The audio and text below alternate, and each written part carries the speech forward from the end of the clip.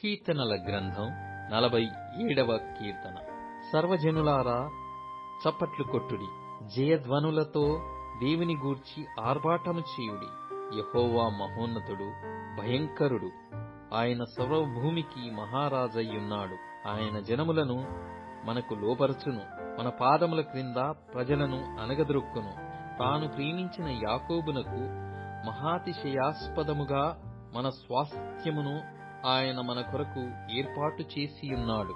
దేవుడు ఆర్భాటముతో ఆరోహణమాయెను, బూరధ్వనితో యెహోవా ఆరోహణమాయెను.